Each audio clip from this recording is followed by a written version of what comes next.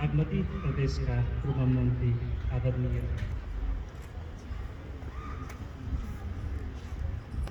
मेरो कविताको शीर्षक छ बाल्यकाल र स्याउले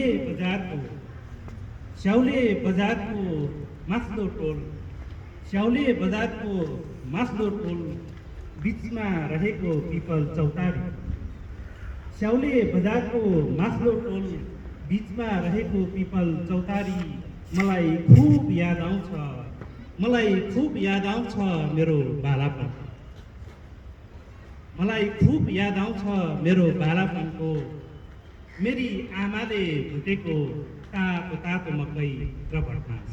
मेरी आमाले भुटेको तातो मकै र भटमास बुबाले सिलाइदिएको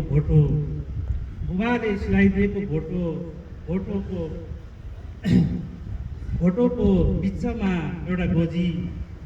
तातो एक मुठी मकै र भटमास खाँदै खेलेका दिन मलाई खुब याद आउँछ मेरो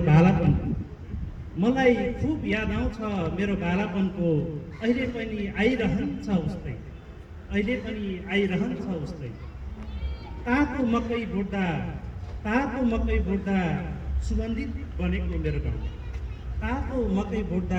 सुगन्धित बनेको मेरो गाउँ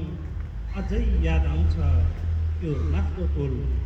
बिचमा रहेको पिपल चौतारी बुढो हजुरबा लट्ठी टेक्दै त्यो पिपल चौतारीमा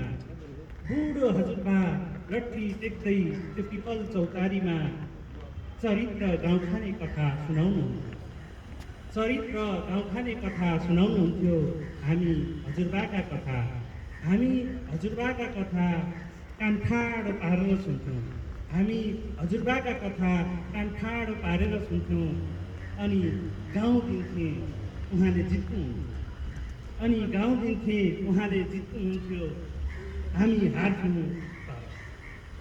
हार्थ्यौँ तर उहाँको मन भने हामी सधैँ जितिरहेनौँ पिपल चौतारीको दक्षिणमा धान कुट्ने ढिकी घरैमा रहेको मुसली धान कुट्दा वरिपरि जम्मा भएको क्षण अनि अहिले ढिकी चलाउँदै त अहिले ओखलमा धान चलाउँदै चामल बनाएको छ मलाई अझै सम्झना छ मेरो बालापन मेरी आमा मलाई भन्नुहुन्थ्यो पिपल बोटतिर धेरै नखेल है भूत लाग्छ आमाको कुरा माने झै गरेर बेटोड दौडन्थे घरमुनिको बारीको पाटामा रिक्सावाला खेल्दा आमाको कुरा माने झै गरेर बेटोड दौडन्थे घरमुनिको बारीको पाटामा रिक्सावाला खेल्न धेरै याद अझ च्यातिएको मोजाको आउँछ जुन मोजाले मेरो सिङ्गो बाल्यकाल बितेको थियो जब मोजा च्यातिन्छ च्यातिए पनि सिलाएपछि मोजा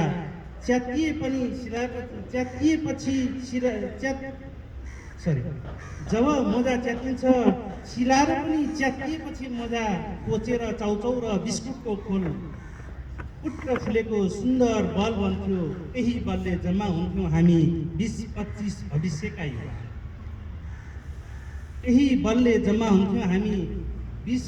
भविष्यका युवा अनि खेलिन्थ्यो रिक्सामा कहिले कता फ्रिदै भाँचिएछ हात जब आमा मेरो भाँचिएको हात समाउँदै बेसमारी रुनुभयो मलाई भन्दा आमालाई दुख्यो मेरो भाँचिएको हात मैले डरले आमालाई कानैमा भने बालाई नभन्नु है आमाले रुँदै बालाई भनेपछि छिमेकीसँग बेम्यादी ऋण काटेर बाले भाँचिएको हात जोड्न काठमाडौँ पुर्याएको याद छ बग्रेलकी आरोह र अवरोहसँगै बग्रेलकी आरोह र अवरोहसँगै 60को वय नागेपछि आमा अस्वस्थ हुँदै जानुभयो। बग्रेलकी आरोह र अवरोहसँगै 60को वय नागेपछि आमा अस्वस्थ हुँदै जानुभयो। आमाको चिन्तासँगै यतिखेर मेरो मन पनि अस्वस्थ छ। धन्यवाद।